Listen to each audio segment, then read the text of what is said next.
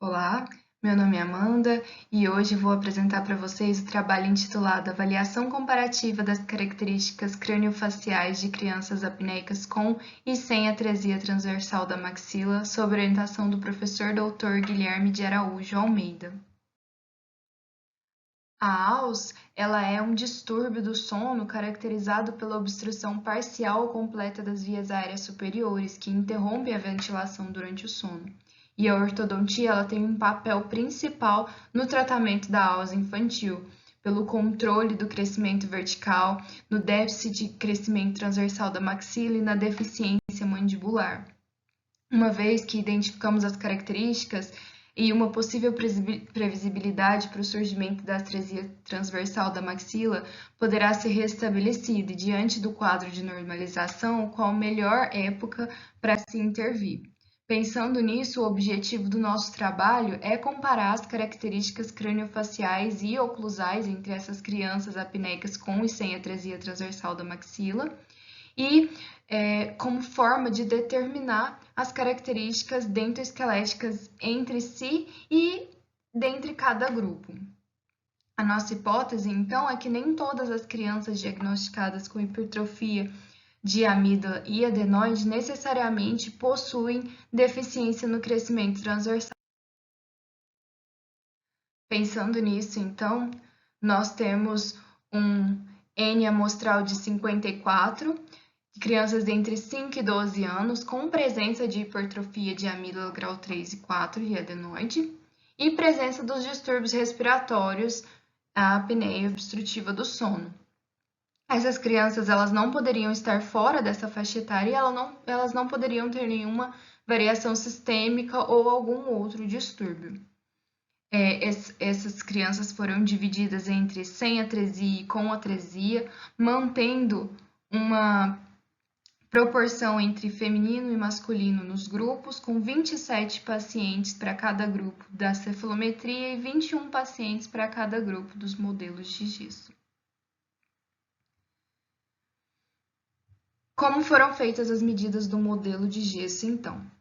Para o comprimento do arco, nós colocamos um fio de orto entre as mesiais dos segundos molares e medindo essa distância até os incisivos centrais. Já para medir o perímetro do arco, nós colocamos um fio latão e medimos esse comprimento entre a mesial do segundo molar até a mesial do segundo molar homólogo. Já para a distância intermolar, nós medimos o sulco central do segundo molar, a distância entre o sulco central do segundo molar homólogo. Para todas essas medidas, nós usamos o paquímetro. A mesma coisa nós fizemos para medir intercanino. Nós medimos a ponta de cúspide do canino até a ponta de cúspide do canino homólogo. Essas medidas foram feitas tanto para a maxila quanto para a mandíbula. Além disso, nós fizemos a medida do overbite e do overjet.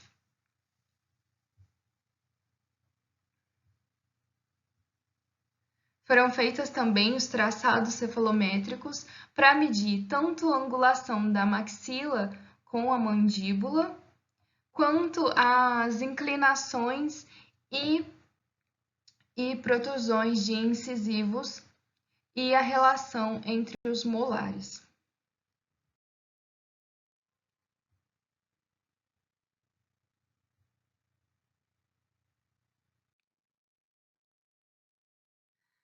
A análise dos modelos de gesso demonstrou características semelhantes para os dois grupos. Os únicos dados com diferença estatística significante foi a distância intermolar da maxila, o que é justificado pela atresia transversal da maxila, e a distância da mandíbula, representada pela compensação dos molares inferiores dos pacientes com atresia. Além disso, os pacientes dos dois grupos apresentaram a compensação do incisivo, portanto, a diferença da distância intermolar teve pouco impacto no overjet desses pacientes, o que está de acordo com as análises estatísticas, mostrando que os dois grupos, apesar de apresentarem diferenças na atresia da maxila, se mantiveram muito semelhantes em outros aspectos analisados, mesmo que não seja notado a presença de diferença estatística significativa no overjet, que poderia ter sido causado por essa mesialização do molar entre os grupos com e sem atresia. Analisando então esses grupos separadamente e comparando com os valores padronizados da tabela de McNamara, foi possível observar que ambos os grupos com e sem atresia possuem uma ligeira tendência de crescimento vertical da face, reforçando a hipótese levantada pelo trabalho que não necessariamente a atresia da maxila teria relação com as características craniofaciais dos pacientes com hipertrofia de amígdala. No grupo sem atresia, foi visto também uma ligeira retrusão dos incisivos superiores e verticalização dos incisivos inferiores, podendo ser justificado com um mecanismo compensatório de crescimento ligeiramente mais verticalizado.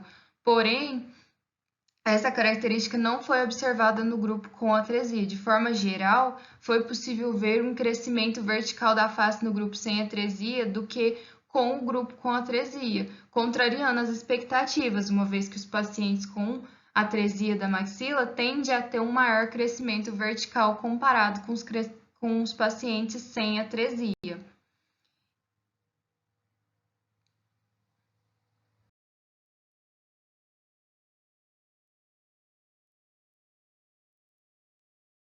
Então, nós podemos concluir que, apesar das diferenças estatísticas significativas, as análises mostram características craniofaciais semelhantes para os dois grupos, sugerindo que essas características têm pouca influência da atresia da maxila, sendo mais prevalente o padrão facial de crescimento ligeiramente verticalizado, o que pode ser justificado pela posição dos tecidos moles e não pela atresia.